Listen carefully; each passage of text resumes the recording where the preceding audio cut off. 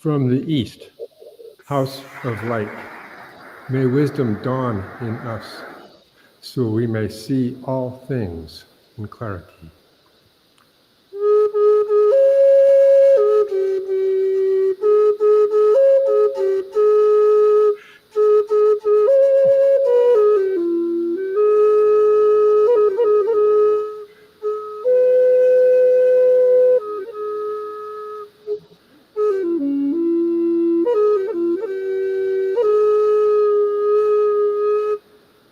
From the north, house of night, may wisdom ripen in us, so we may see all from within.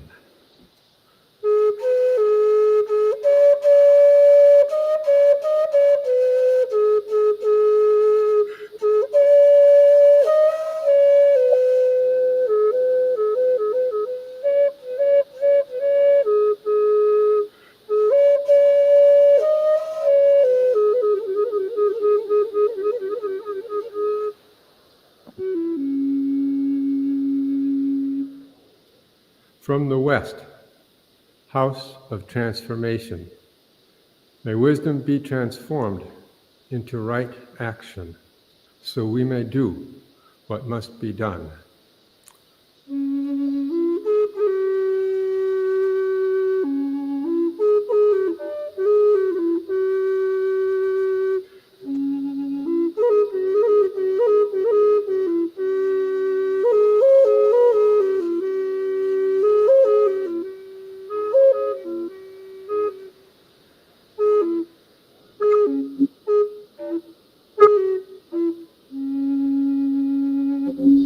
From the south, house of the eternal sun, may right action reap the harvest, so we may enjoy the fruits of planetary being.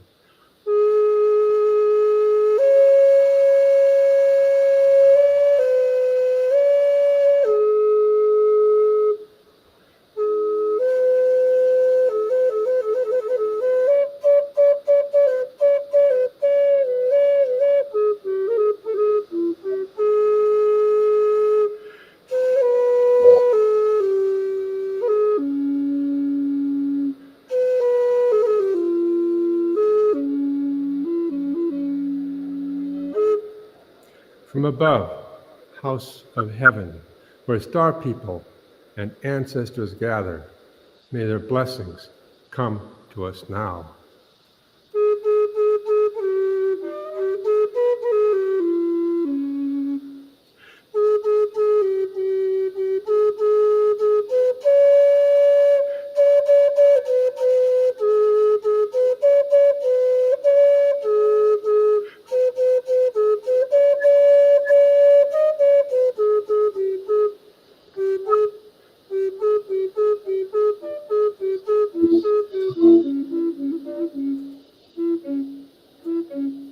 From below, house of earth, may the heartbeat of her crystal core bless us with harmonies to end all war.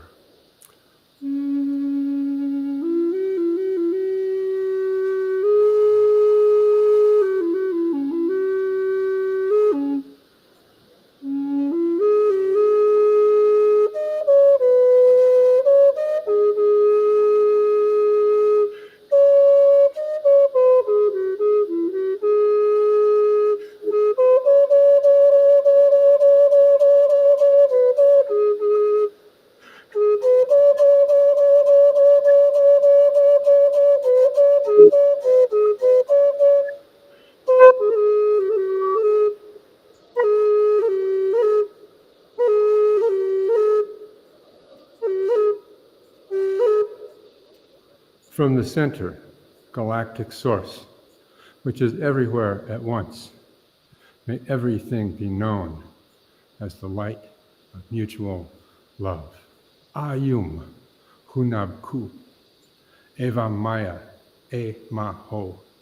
Ayum Hunabku Eva Maya E Maho.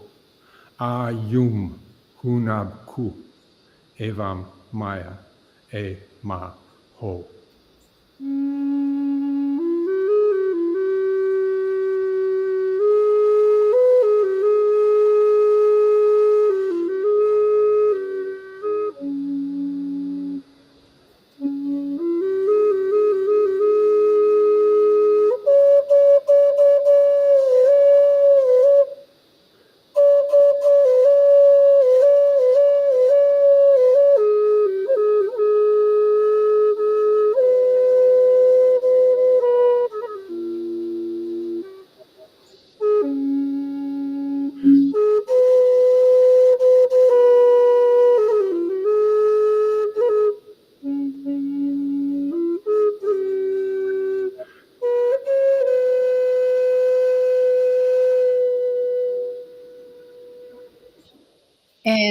it is, and so it is. All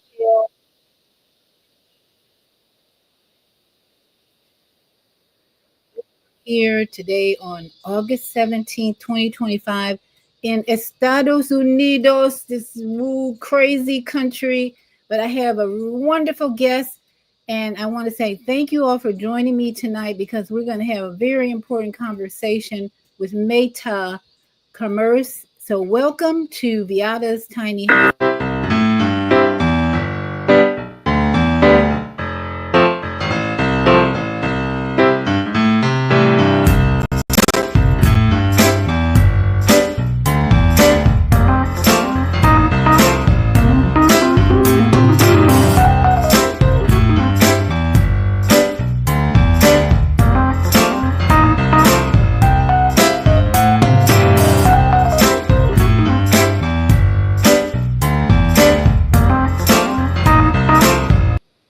So come on in, everybody. Come on in, have a seat. Come pull up a chair.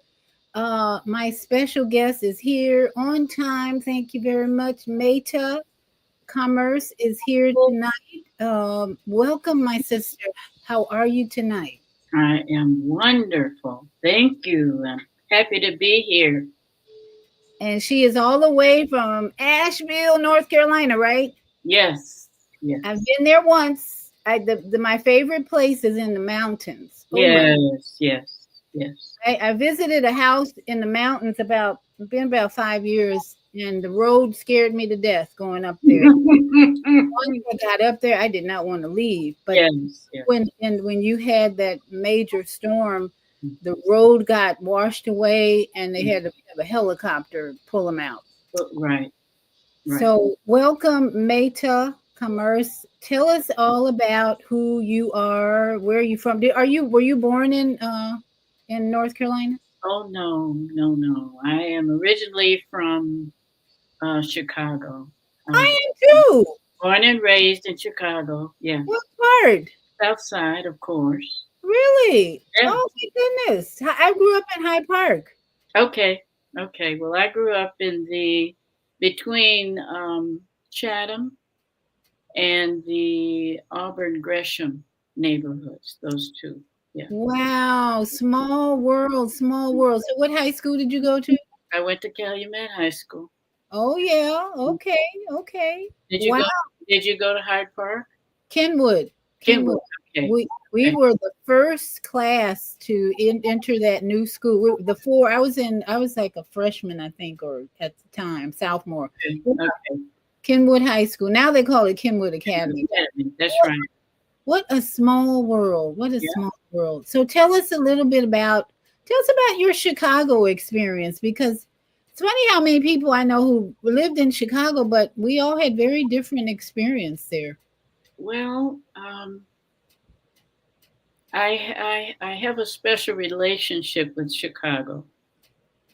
Um, it calls me, and so I go back as often as I can. Oh, good for you. Um, yeah, I, it's. I don't want to call it love hate, but I heard a writer once say that most writers have a love hate relationship with their birthplace, and it's complicated. But there's a pull. There's a connection there that's it's very strong. Um, and I know that that's probably related to my Mississippi roots, and how they link to Black Chicago history. Because Black Chicago history is very real and it's very powerful. It is. It is. Mm. Johnson and Johnson, and we could name several. Jet magazine. My dad migrated to Chicago from New Orleans. He and his Mhm, mom on that train, mhm, mhm, early 30s, mhm. and he died in a suburb of Chicago at 95 years. So yeah, like you, I have a love hate relationship. Yeah, yeah, yeah. Okay, so where did your father pass? Richton Park. Okay. And he taught Harlan He taught at Harlan High School for almost 30 years. So I have cousins who went to Harlan High School. And I went to Harlan High School for summer school 1 year. But what classes were you taking? I just took PE. I wasn't trying to. Yeah, I took PE. PE? Mm-hmm. You might have known my dad or his wife, because Jeanette, her name was Jeanette Sanders. Okay. She was a PE teacher. Well, when he was there, and then he was the athletic director for years. Okay. Herman Howard was his name. Okay. Wow, this is deja vu. Yeah, it is. But the spirit don't make no mistakes. Okay. You asked me about growing up there. First of all, my childhood was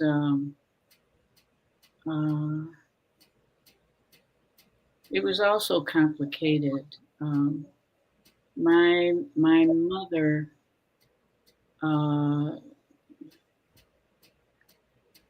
was in search of something, and so she moved frequently, and it was anything but a stable time growing up.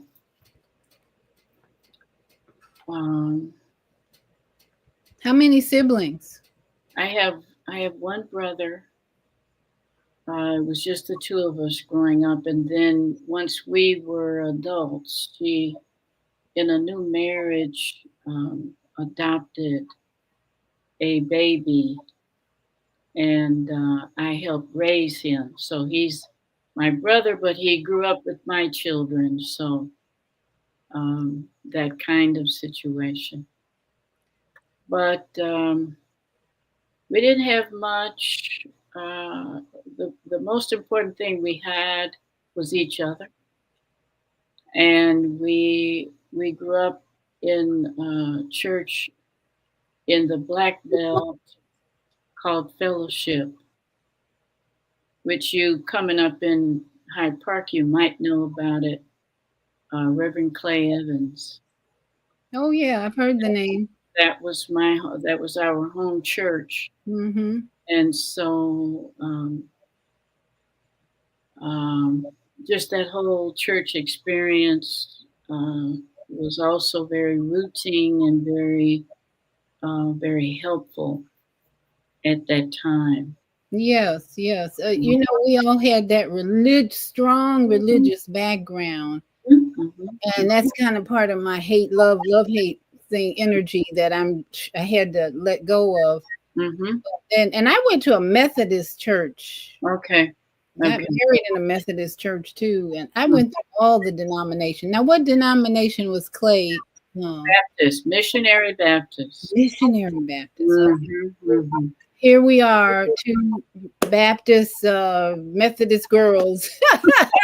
Woo boy, healing our past, right? Well, you know, you were talking about writing, and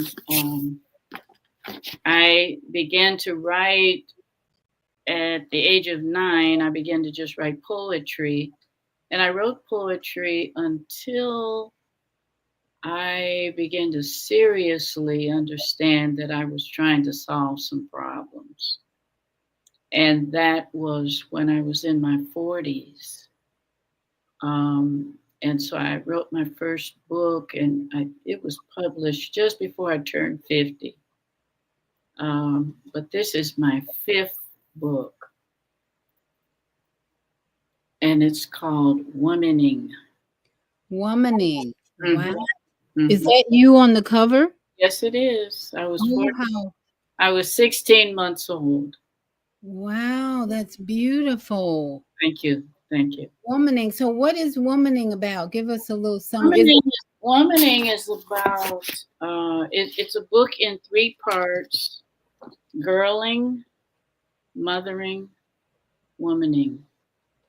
You know, and I began to stumble on some some awareness and slash curiosity and the need to know more in my work with women. And I found myself asking, because I did women's healing circles for a long time Mm-hmm. when I was in Atlanta.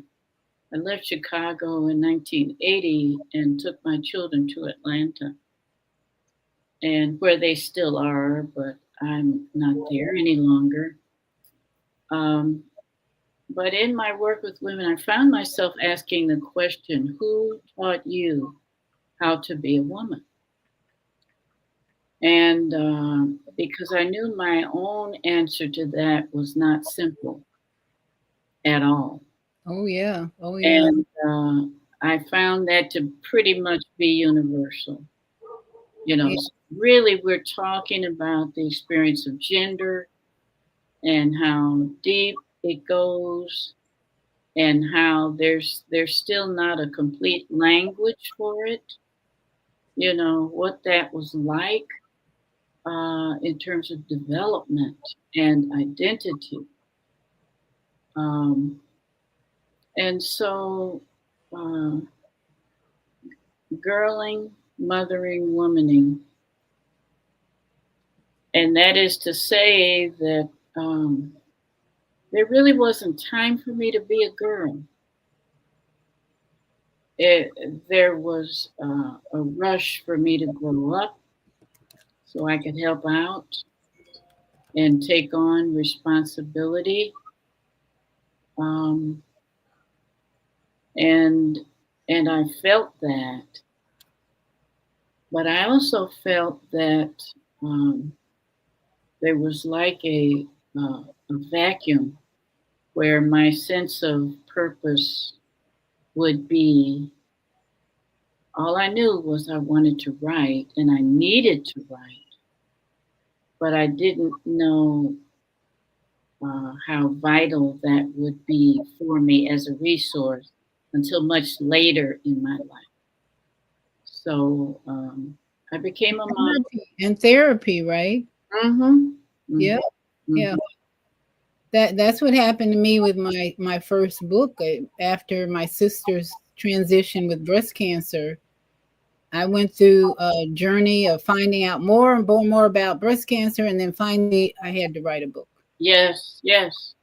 And so it's life, lived experience, um, discovery,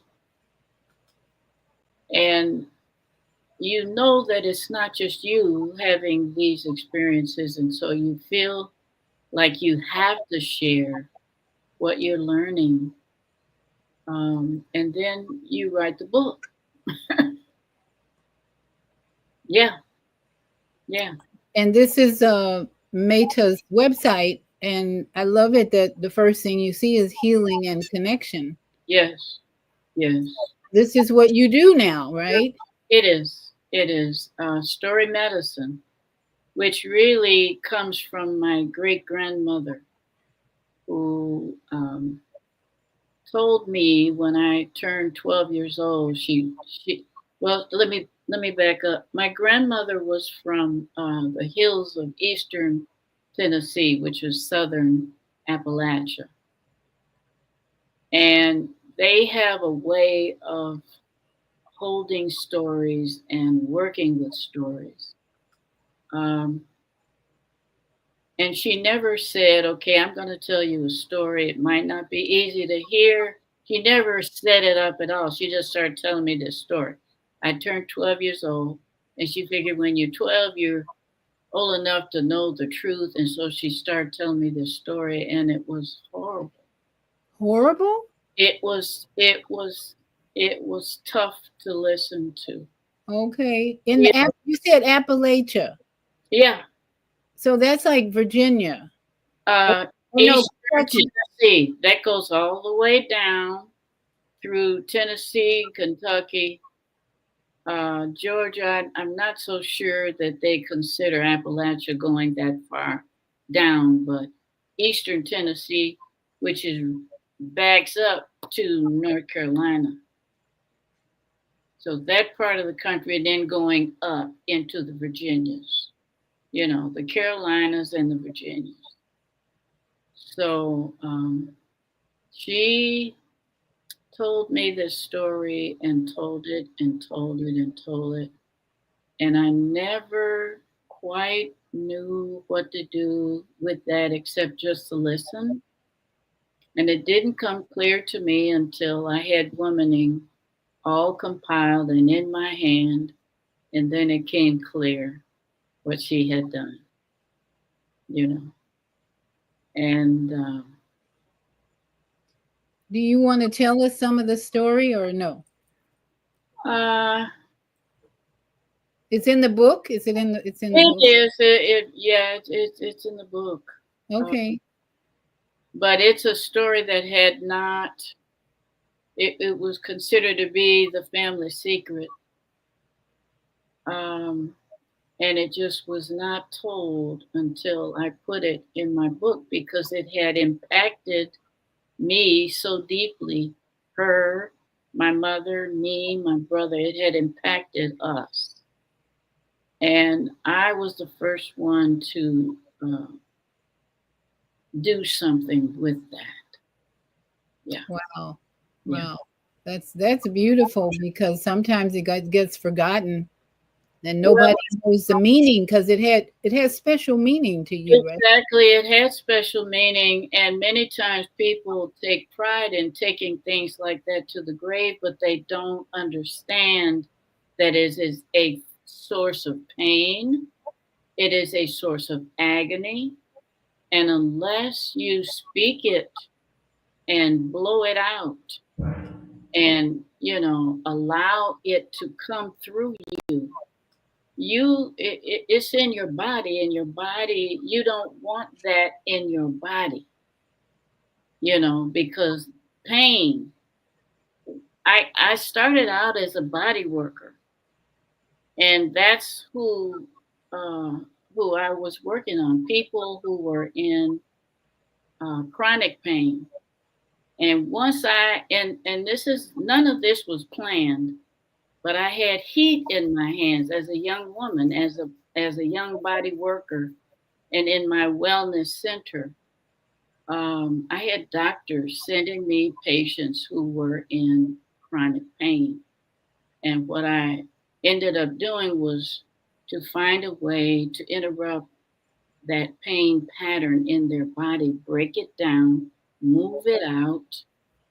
And then when they were pain free, they began to cough up their stories.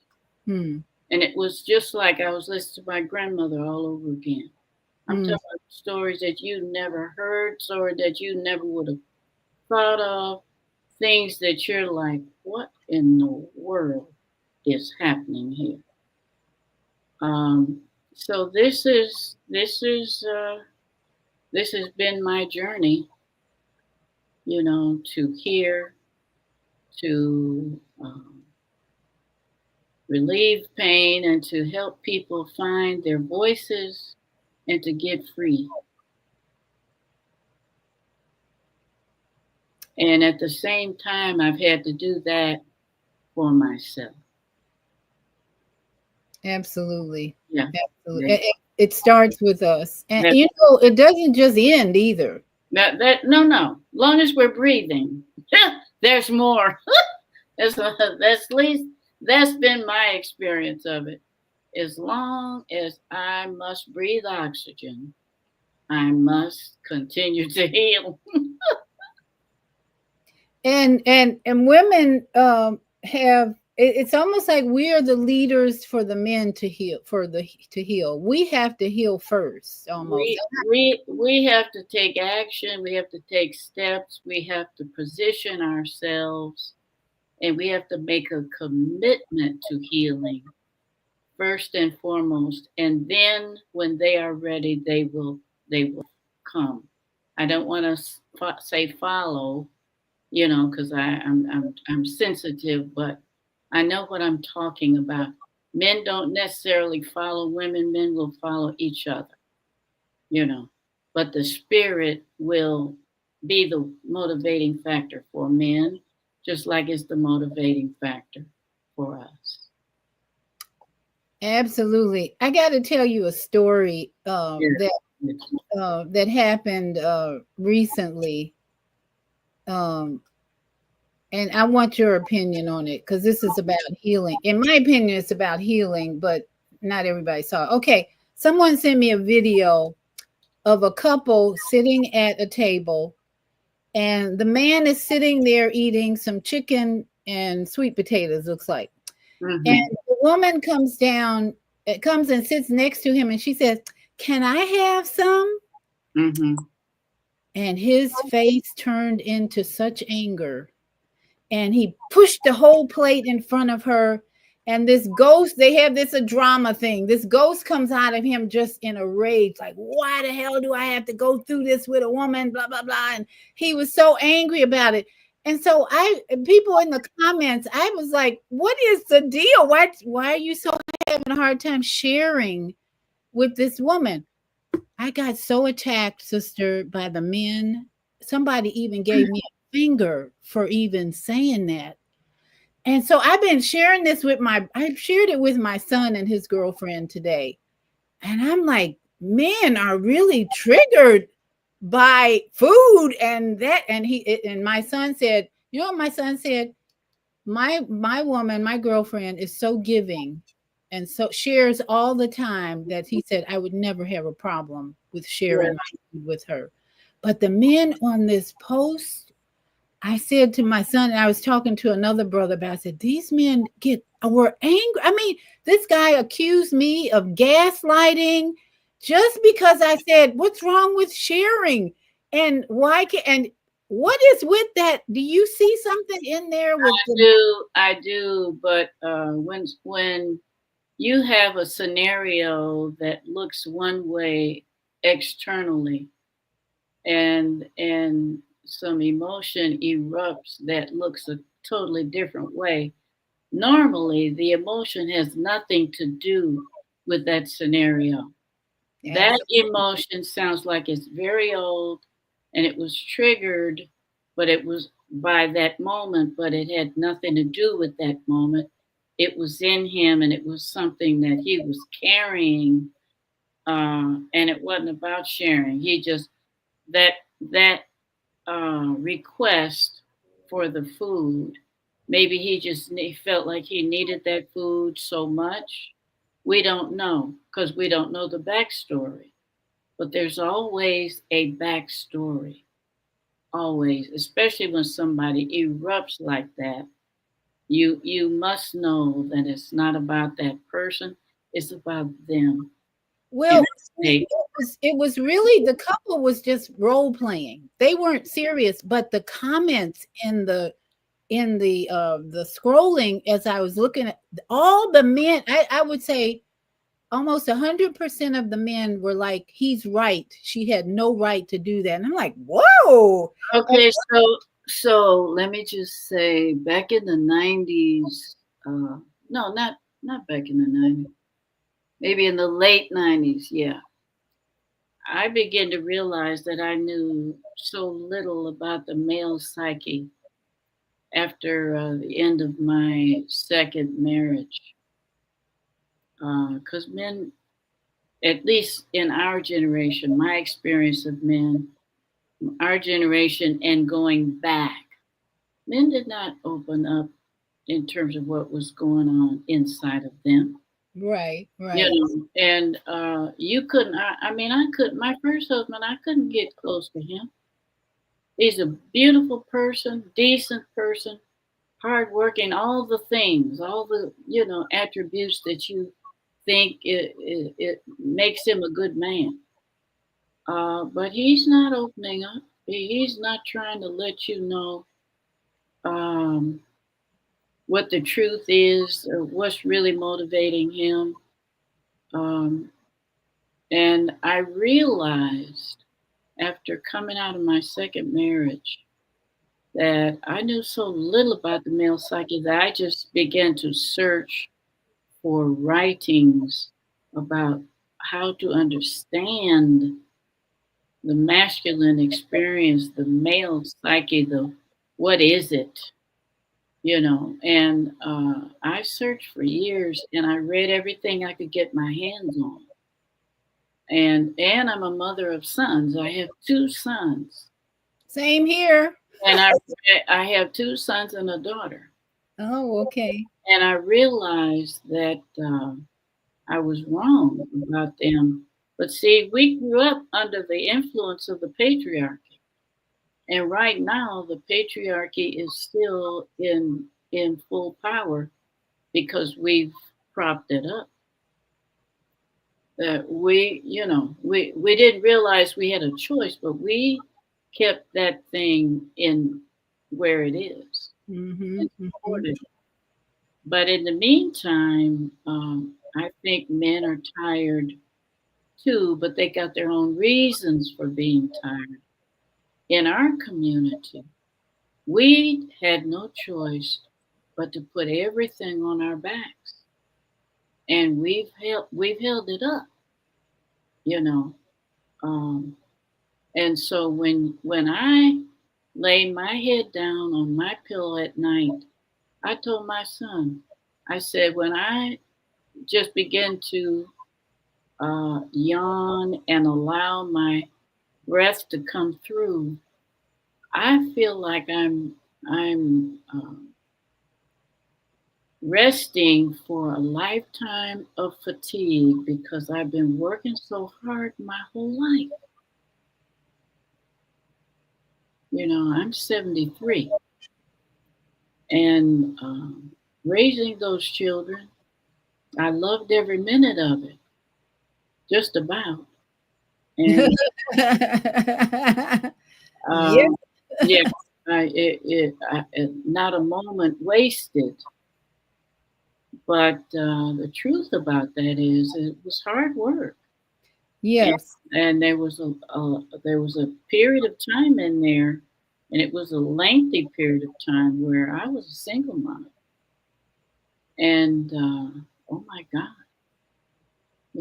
But I was young and full of energy and full of determination. I I have to give thanks for the gift of determination. Because that's how I did it. If I had to tell somebody on write it down on paper how that worked, I couldn't. I could not say how that all added up. I have no idea, but it did. The gift too is resilience. Well, that word, I've heard that word banded about, and I've heard that word.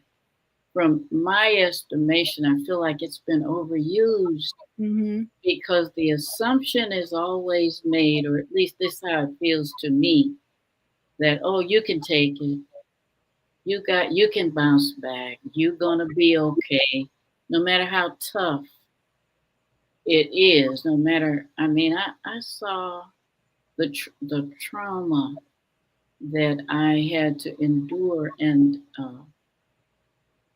move through and beyond as a child was indescribable.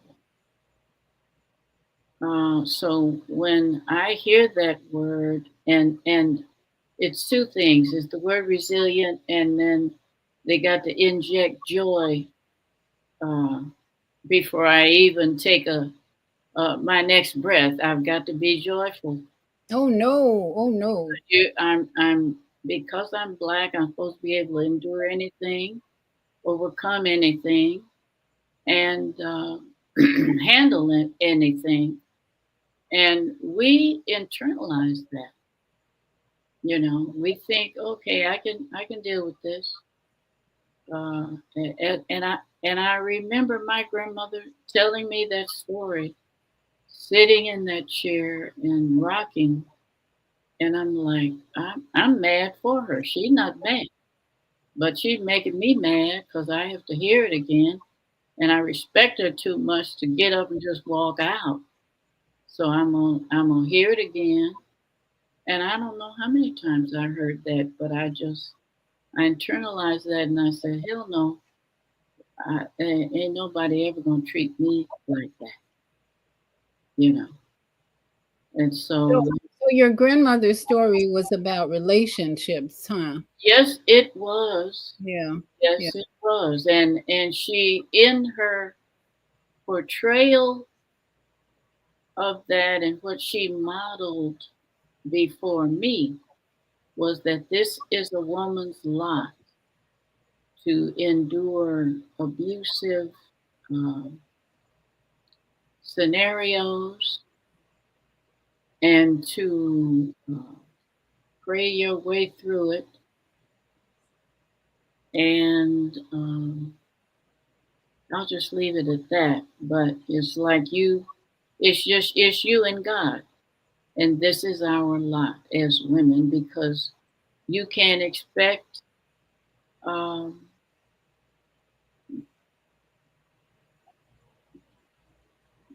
this you can expect to be abused, and Okay. you can expect to be a victim.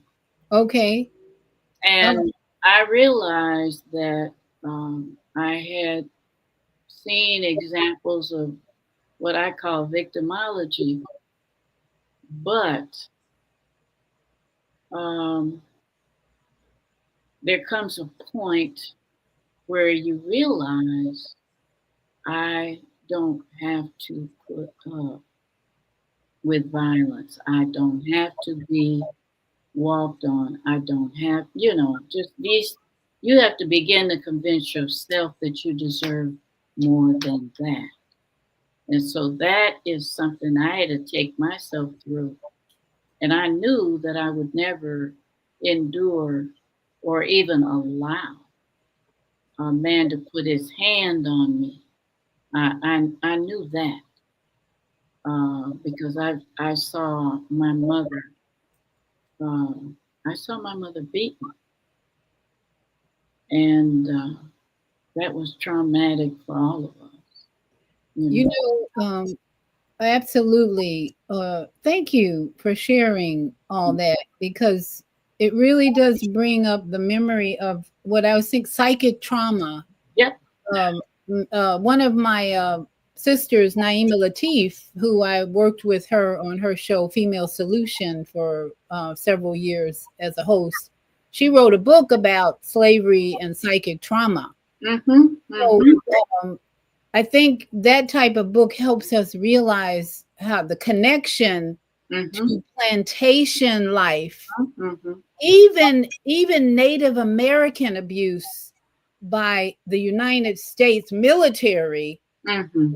We have witnessed in this country, Mm. if not from your grandmother, but even from other stories. I went to the Crow Nation reservation in Montana a few years ago, and I just saw so much of the result of trauma on that reservation, just from how the people were obese and their diets were horrible, the alcoholism, all that was present. Yes. So it was a reminder. But Peggy, well-known Buffalo, who's running that center there, she was doing things to heal, like yourself, to heal the trauma. Yes. And I don't know, was your grandmother raised in a Christian Yes, thing? she was. Oh, Okay. yes. Yep. Okay. Mm-hmm. So a lot of the Bible Mm-hmm. Mm-hmm. was not honest about our role of overcoming that victimhood, abuse, and all that. Would you agree? Mm-hmm. Mm-hmm. I And would. And the book that I have a godmother who brought me a book one day and said, "Hey, I want you to read this. It's called Crone, the Crone." And I had heard the word crone before, but I hadn't been curious about it. It just sounded like a terrible thing that somebody was going to say to you, "You old crone," you yeah, know. yeah. But I looked that word up in the Oxford Dictionary of the English Language, and it said that crone is an old, withered woman. Okay. And it also said very rarely is that word used in reference to an old, withered man. Wow. Okay. So it's gender specific. Yes, it is. Yes, it is. Mm-hmm. And she talks about how the church, the Christian church, because this book is 90% history, and how in terms of women's history and the experience of women in Western culture. You talk about how the church was responsible for how women were treated and women were seen as property, and just that's a whole, we could spend a whole piece just on that. Right. Mm-hmm, mm-hmm. And I was thinking about there's a scripture that says joy comes in the morning. Weeping may endure for a night, Right. but joy comes in the morning. Exactly. Mm-hmm. So I'm trying to get out of this page. And then there's the scripture that says you turned my mourning into dancing. That sounds like a psalm. It is. It is. Yeah. I'm trying to get your flyer up, but I'm having a problem. So those two scriptures I was thinking about as you were talking earlier about victim and mourning and resilience. Because the resilience, the way you were, the resilience as you define it and see it is so personal for you. But to me, I know so many people who have overcome the worst. My friend Dee Dee had bladder cancer. Okay. Ooh. And she lost. I went through this journey with her while she was in the hospital, and trying to convince her not to let him take her bladder, blah blah blah. And so she went through. They took her bladder, so now she has to wear a bag. Yeah. External. Yeah. Ostomy, I think it's called. Bag. Yeah. And the infections that this was like 10 years ago or more. That woman is so resilient to me, because after all that she went through, she was in the hospital after they took her bladder, and her kidneys were infected, and she went through hell in that hospital after they removed her bladder. Then she goes home and she's urinating through her vagina. It was hell. I'd never seen anybody go through such hell. My God. But to this day, she manages that her life without that bladder like a queen. Okay. Yeah. So that to me is how I see resilience. People who have been through the worst. Well, see, we are a people of determination. We are a people of creativity. We are a people of deep connection with the spirit. Our faith absolutely sustained us. We have an indigenous brand of faith that, that is why we are still here. Yes, exactly. And that is in us. When I was growing up in the church, there was a song they would sing. I didn't realize how important those songs would be to me, but all that is planted in me and can never come out. Absolutely. There was a song that they would sing called Something Within. Okay. All that I know, there's something within. And Lord, when I think about that today, I know I have that something within, and if that's all I call it, that's enough. Absolutely. Absolutely. And that sounds like what you're talking about. She had something within. You couldn't put it on paper. You couldn't figure it out, but it's just, hey, I'm here. This is my life, and I'm just going to live, Yeah. She has a lot of Native American blood in her. She's actually, you would consider her Caucasian, but she has strong Native American heritage in her blood. Because we go to the beach, and that woman would get darker than me. I'm like, you ain't Caucasian.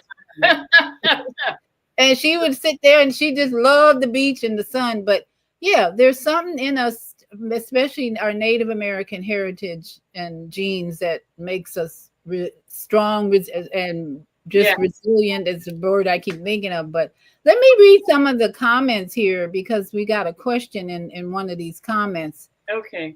And we got Empress Menine here Okay. giving us a lot of love. Thank you, Empress. Love you too.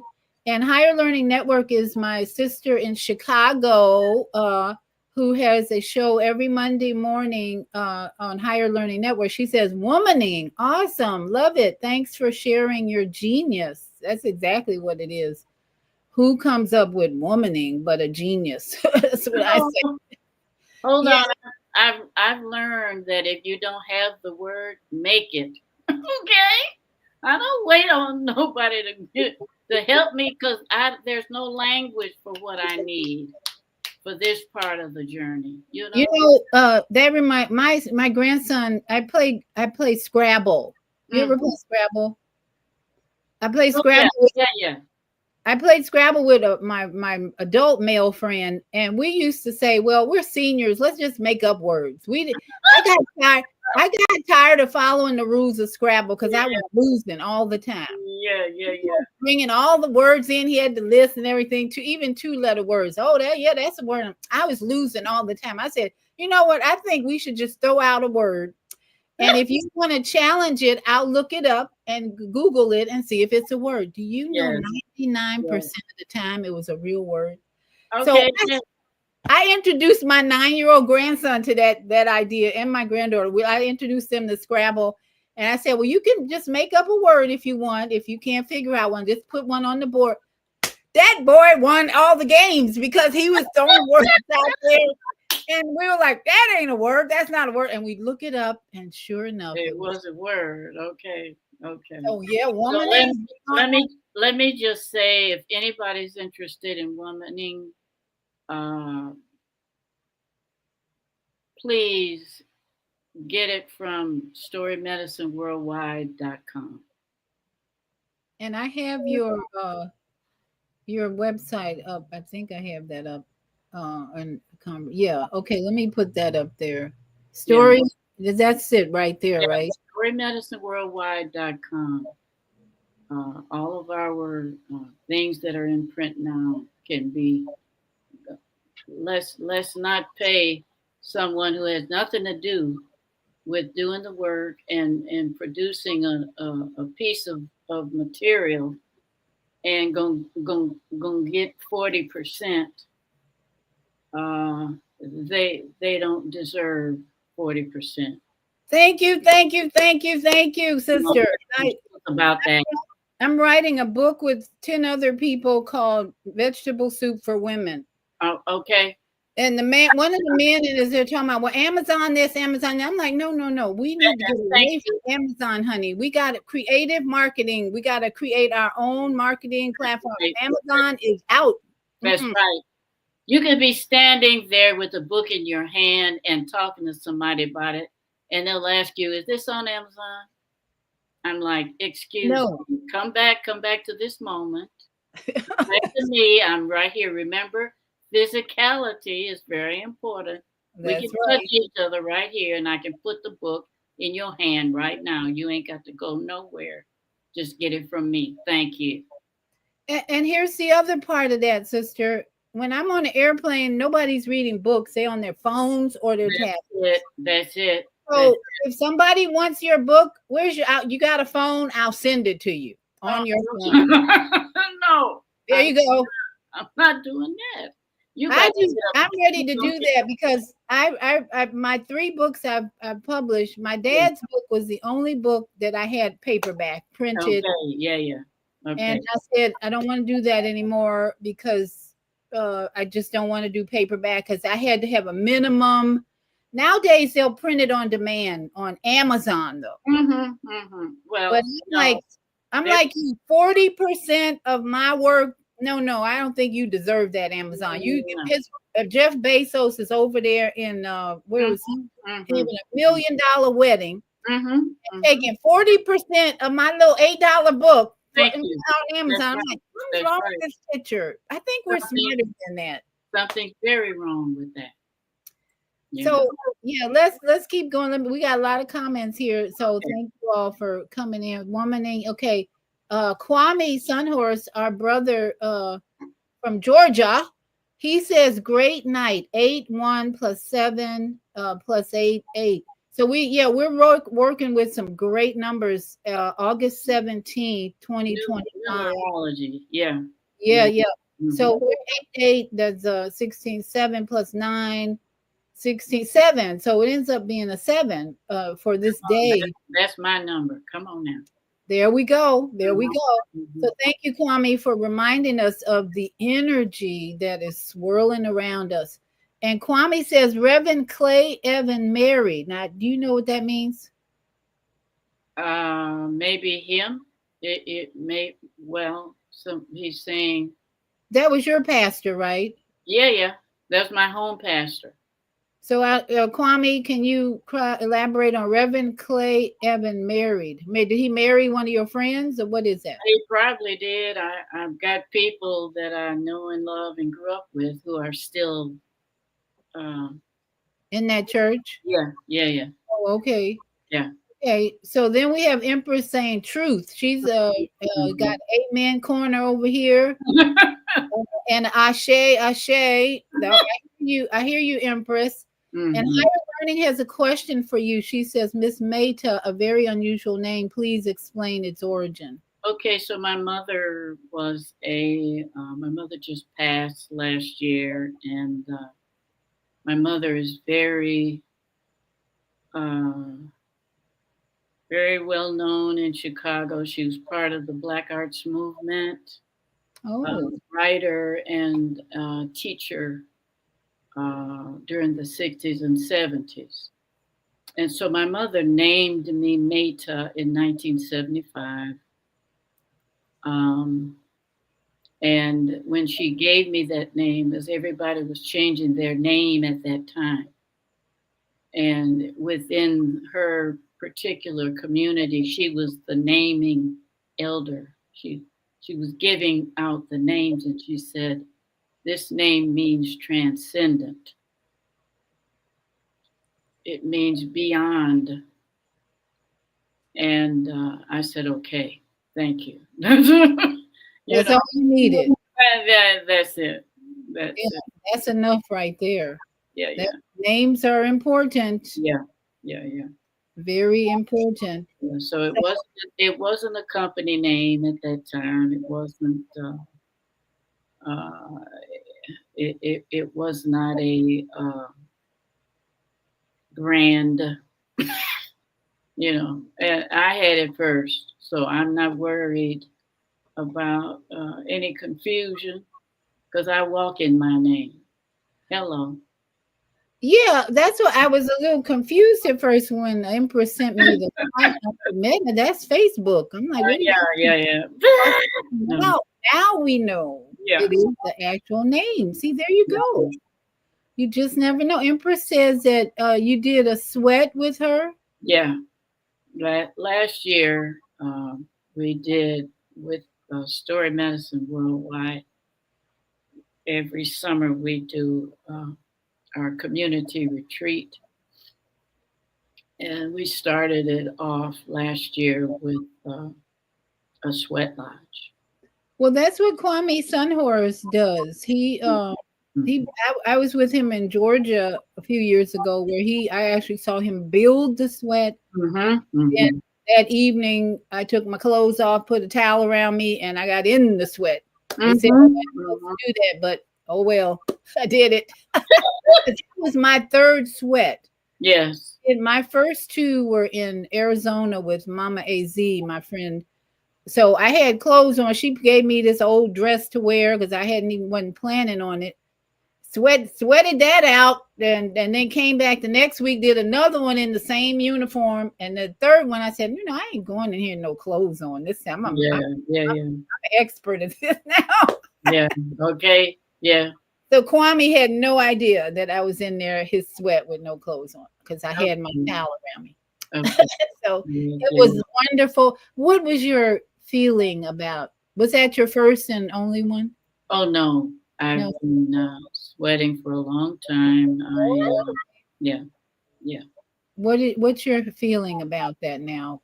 I believe, I shouldn't use the word believe. I know that any healing that we're doing um, is done in the spirit realm. It's done in the body, and it's done in the mind. And because the skin is the greatest um, organ of respiration, that if anything that will get us sweating is going to support the body, is going to support your life with and making you stronger and making your immunity stronger. The only thing is, after you pass a certain age, my godmother was with me last year, and she had just turned 91. Wow. Um, and she went in there. She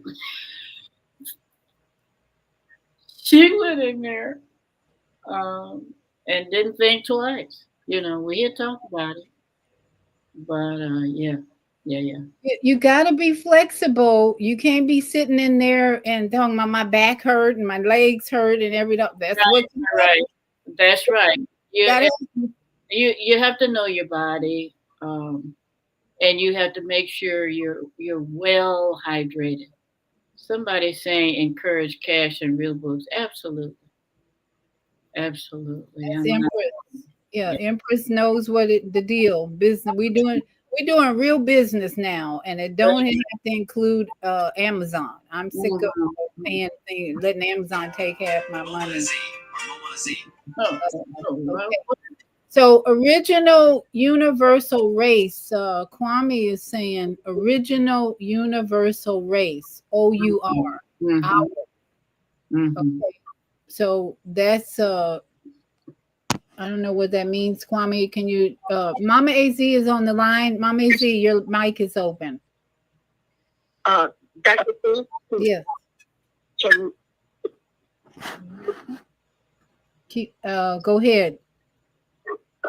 I am so full of grateful gratitude. I don't know what to do. Greetings, my dear sister. You are so familiar. I think I heard you say you are a 7, and so am I. And today is the 7, like Brother Kwame brought it forth. Dr. V, I just said to you last night, you have to archive, print it, or etch it in stone, because we're going to another level. And I'm looking at this sister, and the aura is so familiar. Matter of fact, you and she have been in other lives together. I'm not kidding you. I am so fascinated and thrilled to no end of this confirmation, or the confirmations that I'm getting from looking and watching the auras from the both of you. And you are from Chicago. That is so major. I had a powerful dream last night. And part of what I dreamed is a part of your show tonight, Dr. V. It is so, I don't know what to say, but gratitude. Mhm. I like to Mm. reach out to you, because there are so much that I'm seeing in your aura right now. I don't know why the Creator is allowing me, my ancestors, to thank us, thank you, and thank us, Dr. Lee, for you even having this dear one on your show today, a 7. So I'm going to hang up because I'm going to start crying and I might scream because this is a little bit much for me to handle seeing this. Thank us. Thank you us. for the things. Okay, thank us. That was Mama AZ from Arizona. We call her AZ for Arizona. Yes. Robert Paris. Her parents named her Robert Lee Paris. She has some very unique parents on the reservation in Arizona years ago. All that. She has a story. So, okay, so here's the mystery about Kwame. Your pastor, he says 1970 married him and his first wife. Bless his heart. Yeah, bless his heart is right. Because and I don't know, but we might know each other.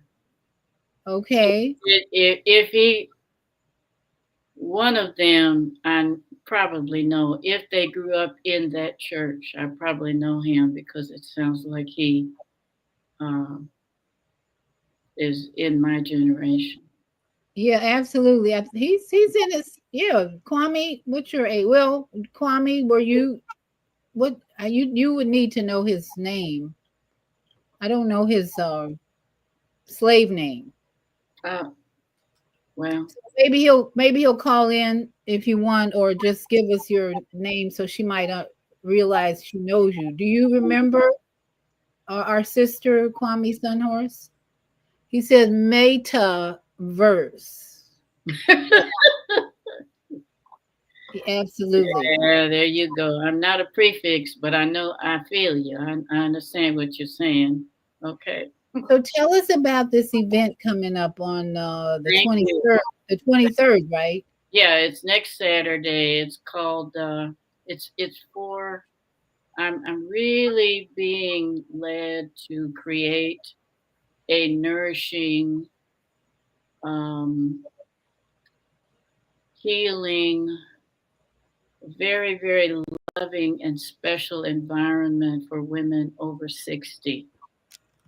It's a half-day workshop where we will create that environment, welcome them in, and just help them to relax, exercise their voices, lift their voices, tell their stories, practice telling them, and then cough up as much as wants to be coughed up.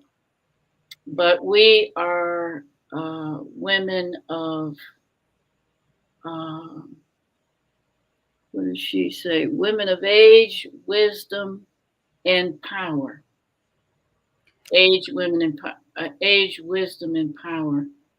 There is an African, I'm saying a lot because I'm trying to make sure I don't forget. You know how it is. Yeah, go ahead. There's an African proverb that says that whenever an elder leaves here, it is as if a library has burnt to the ground. We don't understand what we are carrying with us. Some of it we need to hold, some of it we need to share, and some of it we need to shed. It is very, very important that we understand that we are a resource when it comes to our wisdom and our gifts. But we need, especially in this day, where we are in the world right now, we as elder women need to be sharing our gifts big time. And this entire community needs to make a space for the elder women to gather and just allow the spirit to move, because that's where the medicine is. We are the plan B. Thank you. Ooh, I love that, because last week when Empress was on, we were talking about plan B in terms of relocating maybe to Panama, maybe to Costa Rica. But you know what, sister? What you just said is wherever we go, we are Thank Plan B. you. We take the something within. We take our encyclopedia wherever Well, we go. whether I'm in Orlando or you're in Asheville, we are Plan B. Just right here, join with us. We Plan B. There's no distance in the spirit. Thank you, thank you, thank you, thank you. Now, if I could get that across to my family, it might take a while because they're not there yet. They don't see that as much as you just mentioned it. And especially my grandchildren, when you have one parent who is telling them that I'm a bad person, that's what I have to deal with, that conflict all the time. And then my son has to, it's a real challenge, but I'm like, I can deal with it. I'm Plan B though. So thank you. That's right. And you put your frankincense oil on the mole of your head, and you put it on the mole of your grandchildren's head while they're sleeping, and no harm can come. you got a point. I use frankincense on my breast, but I must start moving that up here. Oh, there you go. And over there and on them, because I love frankincense. Yes. Frankincense is powerful. Yes, it is. Yes, it is. Thank you for that reminder. That's what we got to do. Plan B carries the frankincense. That's right. That's right. Oh boy, Empress says starting with self. Absolutely. Empress, you, me, Maida, wherever we go, we just start with Plan B. We should just put a little sign or a t-shirt. We are Plan B. That's it. That's it. So people have no doubt. Don't mess with us. And then if you need the wisdom, here we come to us because we got the answers. When I woke up early this morning, I didn't have no doubt in my mind. Okay? I'm saying the things that they put in me, I don't care where I go, there it is, and I'm grateful for that. There's a lot of things that I had to shed, but there are things that I had to hold. Absolutely. We value our ancestors. That's right. Lessons. I've been thinking a lot about a talk that I'm going to give. And my dad he lived to be 95. He has so much wisdom that he left me. Mm-hmm. I am his legacy. That's right. So I have to, I'm putting it all together now. On how to share that. And I share bits and pieces with my family. They know a lot about him already. I wrote a book about him, and there's still the sharing with the world that I'm focusing on.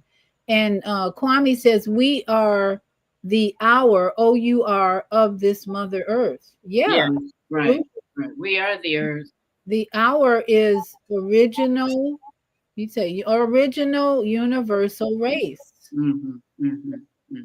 And all this confusion in our society these days, we see a lot of dark skin. This generation is really confused. I don't know how to put it any other way, but they have grown up with parents who are unconscious and who have been focusing on making money.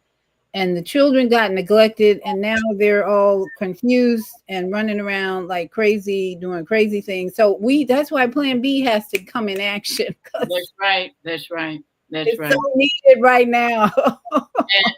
It's and the education that has not occurred, and the knowledge of themselves and their people. They do not have, so there's a vacuum there. And my people perish for what? Lack of knowledge. Absolutely. Once they have that in their hand, they're equipped for this world. You cannot take one step without that kind of understanding. Not in thinking that you're going to succeed at anything. There's no way. How are you going to succeed? How are you going to know yourself? Self-knowledge is primary. Absolutely. And the resistance is so strong to that. Mm-hmm. Mm-hmm. So we are in such a strong spiritual battle. We're in such a strong spiritual battle because of what you spoke about. Ourself is key. And this younger generation is so not knowing who they are. Mm-hmm. And I think that's why we're seeing a lot of suffering and death, because that's maybe the only thing going to wake them up to who they really are. Well, my first book was about abuse, and I asked the spirit. I said, if you want me to write about abuse, you got to tell me what it is. You got to give me your definition of it. And the spirit said, abuse is anything that robs the self. And the authenticity and integrity of the self, right? Well, Right. the self is your sacred identity, direction, and purpose. Absolutely. Purpose. All right. We are on Soul Purpose Healing tonight. And Kwame Norris is on the line. Your mic is open, Kwame. Yeah, and thank you, Sister Viata, and thank you, Sister Maida. No, I got married. I came home from Vietnam, and we got married at my grandmother's house. But Reverend Clay Evans was her pastor, and her last name was Troop. Was what? Troop? Yeah, she was a member of that because he came all the way to Mississippi for her funeral when she was murdered. Ooh. So, True. What was her last name? Yeah. True? Yeah, Troop, Troupe. Okay, does that ring a bell? TROUPE. No. And Okay. What was her first name? Earlene. They called her Titi. Kiki? Yeah. Her name was Earlene, you said? Her first name was Earlene True. Her name was Earlene True. Yeah, but she had been a member of Clay Evans because he was from down there where they were at. Well, he was from Tennessee, Brownsville, Tennessee. Right, but he had pastored there, so they were connected by the family, and that's how she knew him. Okay, yeah. So, yeah, but we migrated from the South up to Chicago. That was the great migration. Mississippi, Alabama, and then the other part went to New York, Detroit. Yeah, so, hard that we migrated because, we as baby boomers right now are the greatest population right now. Every day, 10,000 people turn 65 years old. Yeah. So it's time for us to leave. What you're doing is leaving the legacy of your generation. Well, it is. This is our calling. We were asked to bring peace. We were asked to bring change, and we've done some of that. But the biggest part of it, I believe, I suspect, is still to be done. Well, and that's what you wrote. Your book is womaning. Yes. And part for that is because the era of the age of Aquarius is the divine feminine and the sacred masculine. Back into her power and this realignment of the era. Yes. We're moving out of Pisces and Virgo, and we're going into Aquarius and Leo, this air and fire. So it's the conscious shift that we're doing, and who better teaches but the mother? That's it. Absolutely. Meta, where is the Crone event going to take place? Okay, it will be. Thank you for bringing me back to that. That's okay. Yeah, it's here in Asheville.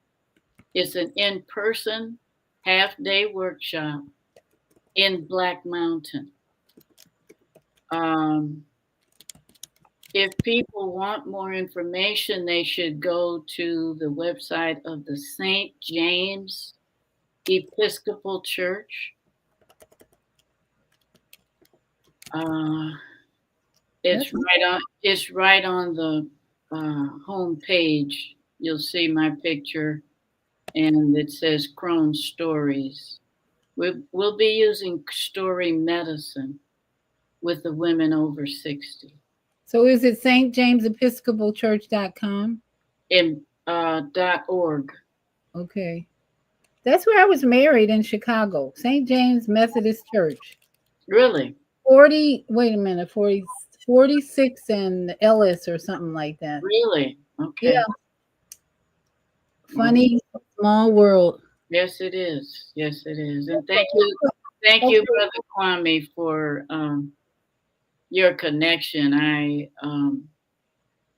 I'm never amazed anymore when people step forward and they're from here, or they know my home pastor. Reverend Clay Evans baptized me when I was 10 years old. How about that? Hallelujah.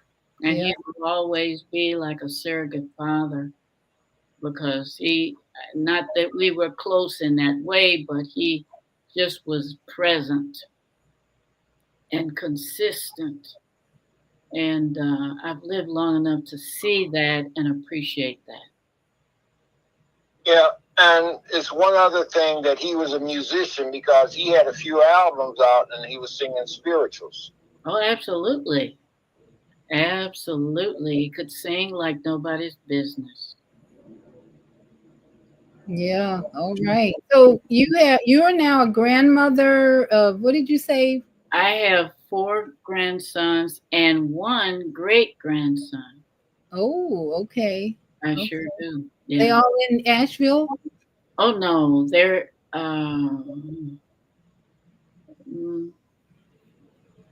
Atlanta/Texas. Okay. Yeah. That's what they do. That's right. Spread out. That's right. Yeah. Well, congratulations. Because there's your legacy growing and spreading out. Mm-hmm. Mm-hmm. We just pray for our grandchildren, and I'm gonna bring that frankincense out next time they're here. That's right. That's right. It's very important. Some things, and what you're describing, that is a conflict within the spirit. But that's all right, because you have an appropriate response at that level. You don't need to respond in kind. You respond at the source, at the mole of your head. Okay. Yeah, and this is the first time I'm experiencing hate. Yeah. That's what I'm talking about. Yeah, so close, and yet spirit is helping me respond, like you said. I had decided I wasn't even going to go over there when they go to school. They started school, and I said, "Well, I'm not going to go over there." I woke up one morning, spirit said, "You better get over there and pray for them." Yeah. Thank you. So I ran over there, put my hands over them, and said, "Let Grandma pray for you." And my grandson, don't touch my hair. That's right. Whatever, because he's got a big fro. He's half Colombian. Okay.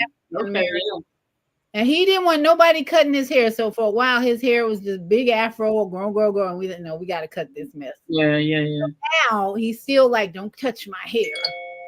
But Grandma's going to be putting some frankincense in that head. That's right. Right on the mole, right there. Yeah. Okay, so Kwame said, thank us, was early, been online.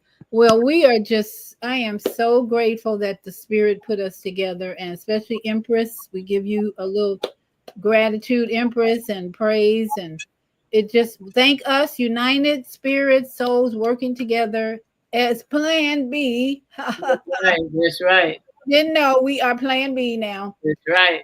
So we don't even have to talk about where we're going. Just know that wherever we go, that's right. And I invite all of my listeners to take that energy, that truth on. That's it. Because we're all about raising consciousness here and growing in truth, love, and wisdom. Taking on the Christ mind. I'm not looking for nobody to come out the sky. I just know that spirit of love, wisdom, and truth is in me, on me, and on all of us. That's right. That's right. So, Kwame says we give thanks. That's right. Give thanks.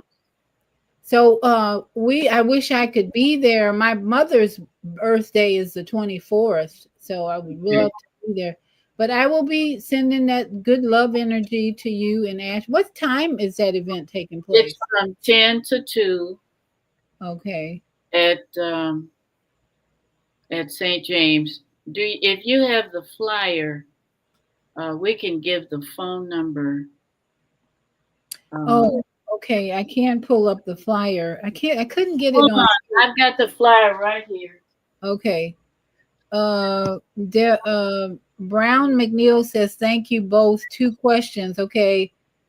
I don't see questions. Are you going to type the questions in? Let me give this phone number while we're okay. Questions. The phone number for the church is 828 669 2754. 2754. Yeah. It's St. James Episcopal Church in Black Mountain, North Carolina. Okay.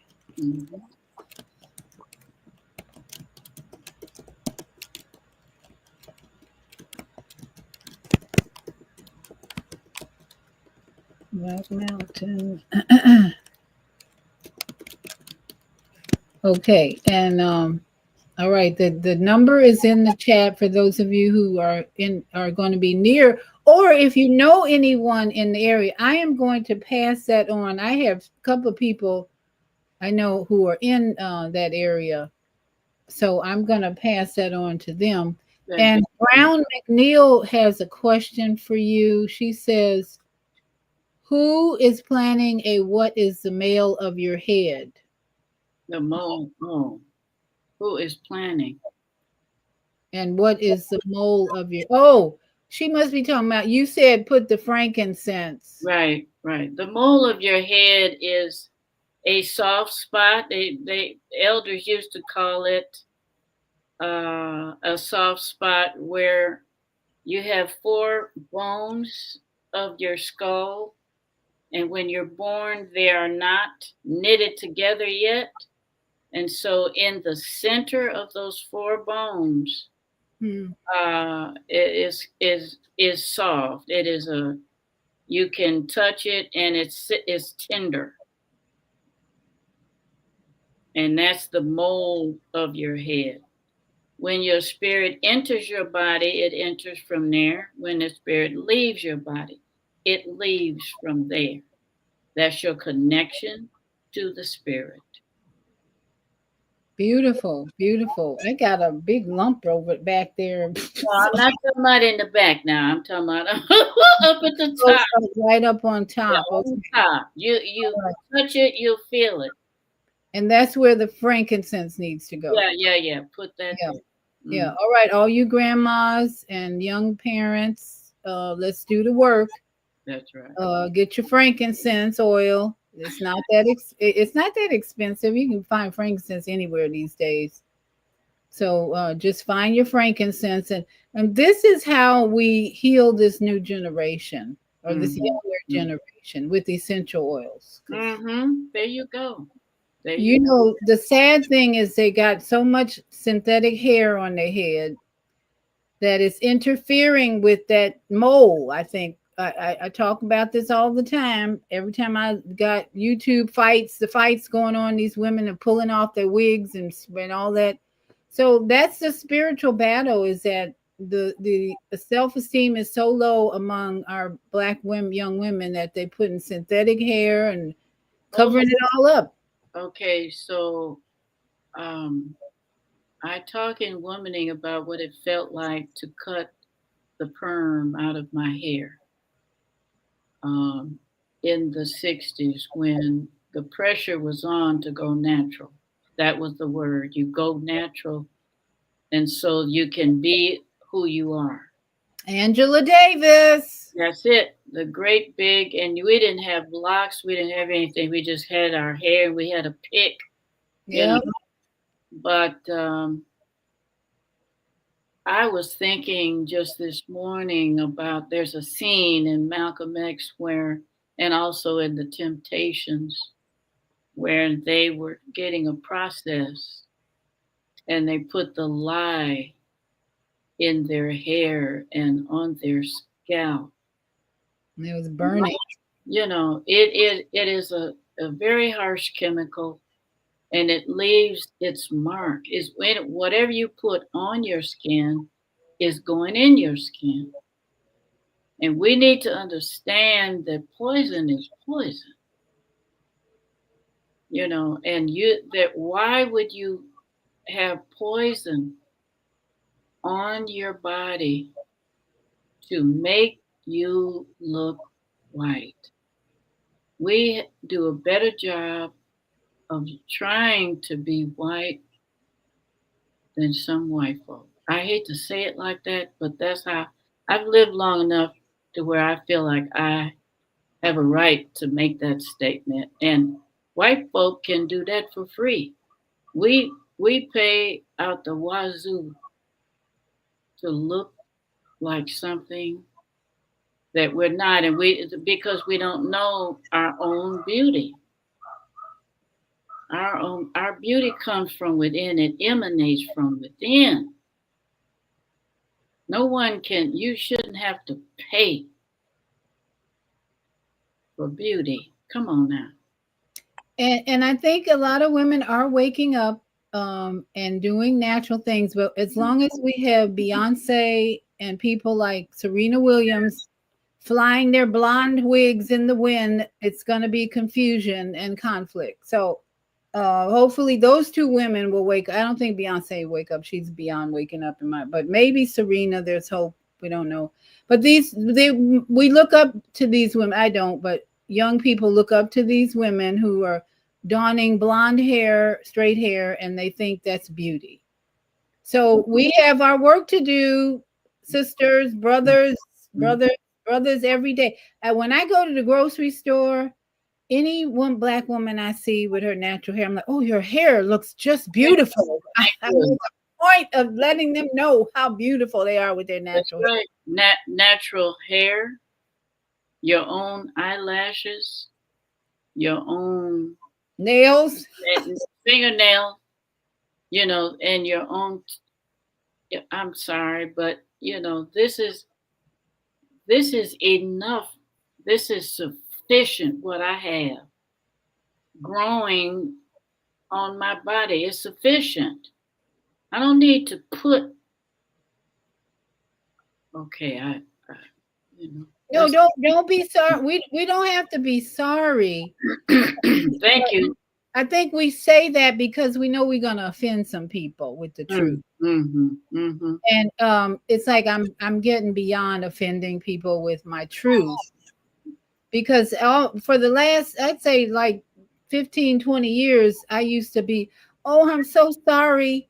No. And then the spirit said, sorry for what? For telling the truth?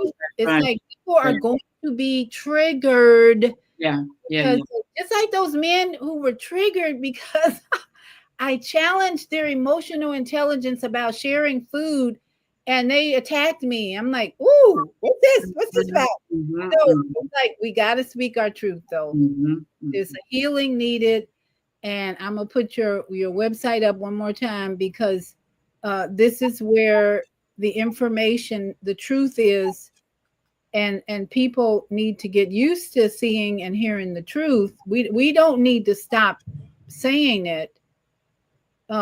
We need to be courageous and bold, stay bold about what was truth and what is not, and know the difference, right? Yes, that's right.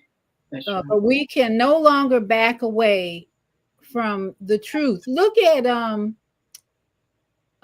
this is Deb playing Elder. Okay, I got more comments here. if we look at what's going on with the corrupt government that we have. Okay, somebody said elders are a set of encyclopedias. That's right. And attacking homeless communities now. And this is Deb Plan A. I like that. Deb Plan A. And Kwame says grandmother lap time, not laptops. Laptops and laptops. Look at what's going on right now with the homeless situation. Yes. Oh my. This is I don't have any problem with what Trump is doing because we need to move out the city for one. There's so much land away from the city. And so homeless people either going to move out of the city and find some land or find a better place or make the change, or they're going to be in institutions or jail. You know, this is kind of what people are facing. I'm going to do a show this week, I think, on that topic on my show, because I want people to have hope that whatever this government is doing, to me, it's a sign from the universe for us to make changes to survive and heal our communities. That's the plan B. Yeah. Exactly. Yeah. Plan B, there you go. The plan A is to stay in your little tent in the city. I really don't understand how the government of Chicago can allow people to be in a tent in below zero weather. That just blows my mind. That to me is that's so cruel. That the government can't come up with a solution for these people during the winter other than keeping them in a tent. What's wrong with you? So the Trump is saying, I'm ready to do something. He's a narcissist. He don't care. He's all about him. So let's just take note, people. There's not going to be any sympathy of any situation anymore. No victim. Don't play the victim card. Don't even play the race card. You better get out there and have a plan B. You better be the plan B. Yes. And keep it moving. Keep it moving. Yes. And Brown McNeil says, I was asking who is plan A, and I was saying that this is Deb. I know who you are, Deb. Deb Swoop is my cousin in Chicago. Okay. She's asking who is plan A. Okay, so plan A is the status quo, what just got torn down by somebody that wasn't even an elected official. Plan A was the government that had been constructed over time and over thought and over plan and over, decades of trying to answer some of what's needed in this world, in this country, by the people, to serve the people. That was plan A. We are plan B, because we knew that plan A was dysfunctional. We knew it needed this and it needed that. But he came in and just took what they call a chainsaw, literally. Absolutely. And so now we knew that it was going to have to be rebuilt, revamped somehow. But now we just have to start over. And this is how the universe works, in my opinion. That's right. The universe don't play.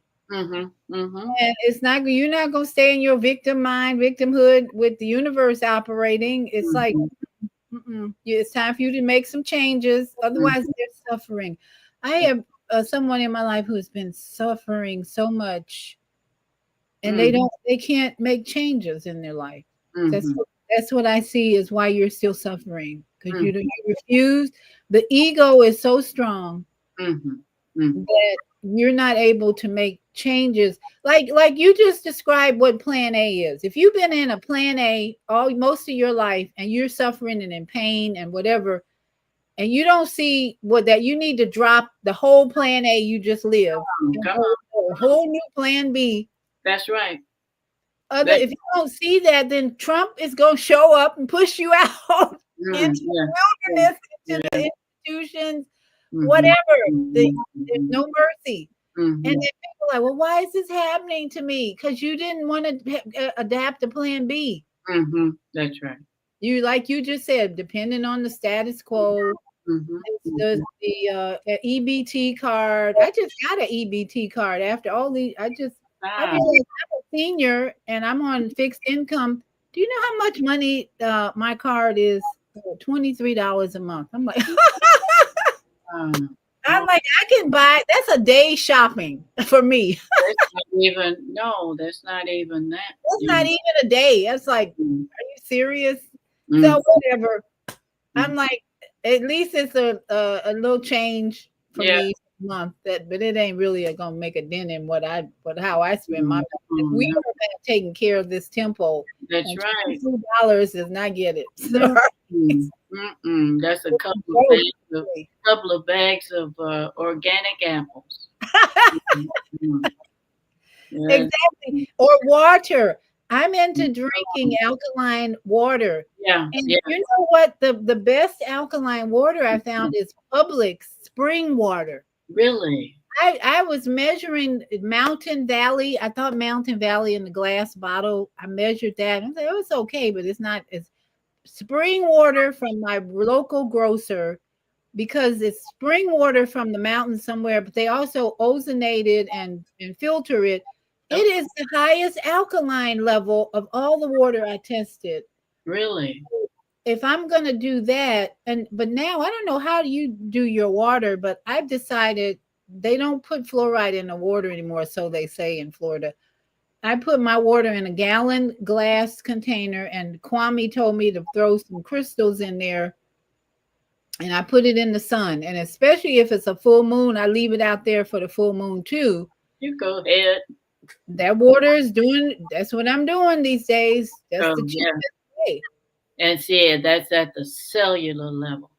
Yes. And so that's what you're addressing the needs of your body temple at the cellular level. You can't do anything better than that. And I write the words love, peace, and joy on the outside of that glass because Dr. Emoto, I think his name, he talks about that in his experiments. The word. Yeah. Yeah, yeah. So plan B, here it is. Come on, that's right. So that's one of the reasons I promote my book. Let me give a promotion from my book, From Fear to Faith in the Master Design. All right. This is your plan to prevent disease, especially cancer, because 1,500 people a day are dying of cancer. It's like every time I hear those statistics, like, what? So this book is available on my website. I'm not promoting. It's even though it's Kindle and Amazon, I don't promote that. If you go to my website, Your Holistic Life Coach, or just send me a Cash App, you can get the book for $8. I'll send it to you as a PDF, and then you can share it with other people. Don't forget to like and subscribe. See, this book is over 20 years of research and information. And I recently had AI. Someone posted information about what AI suggests to overcome cancer, and it's in my book. I didn't even go to AI. But everything that I've done in the last 20 years, AI put out 12 things to prevent cancer, and most of it's in my book, as well as the people I met who were demonstrating their lack of emotional intelligence in their disease. So check out the book on my website, and then share it with your friends. And please don't forget to like and subscribe. Then you'll get a notice when I go live. This week, I'm going to do a show on the solution for the homeless. Plan B for the homeless. Come on. We got to do something now. That's right. Before they bring in the police and the military and all that. So that's what you can look forward to this week. Right. So, my sister Meta, what you have any final words for our audience? Well, I'm grateful for the conversation that we've had and for the sense of kinship. It's beautiful um, to be at a time in life where you meet family um, in these moments, and I'm very grateful, and I'm very grateful for anybody and everybody who has tuned in and picked up uh, on this moment and on the energy and the life that we've shared. I I'm blessed, and I'm grateful. Thank you so much. And you really do look like my cousins. You could easily be a cousin. The Johnsons are my cousins, and most of them are still in Chicago too. The Johnsons. We are definitely related. Okay. Az said from another life, even. Hold on. We are family, and we know that. You know, there's no orphans in our community. Everybody's your auntie. Okay. So I'm not worried about that. If we look alike, then we just look alike. Okay. Absolutely. I'll sit down next to you at the dinner table and we'll be just fine. That's right. And Empress didn't even tell me you were from Chicago. Look at all the truth and the synchronicities that come out. That's it. That's it. And the main thing is just to show up. Yeah. Yeah. We need to show up. Let's have integrity and authenticity as we go forward, because we got work to do. We got work. That's right. And we are the plan B, and we're going to help you all. If you all need help, here's Meta's website, storymedicineworldwide.com. Go to the website and find out about the event. If you're near Asheville, attend that event. It'll be a blessing, I'm sure.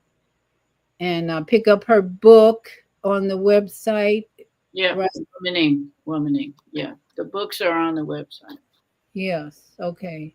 Mm-hmm. All right, my sister, you have a beautiful evening. And again, much gratitude. Thank us, united souls and spirits. We got work to do, so take good care of yourself. That's right. Got to do it. Thank you so much. Thank us. And tomorrow, be sure and tune in to Zelda's Monday Morning Mindfulness on YouTube. Okay, I'm forgetting. Monday Morning Mindfulness, your YouTube, Higher Learning Network. All right, everybody have a good evening, and thank you all for joining us. Stay in peace, and to all my yogi friends out there, namaste, shalom, and namaste, sat nam, and shalom. Love you. And ashe.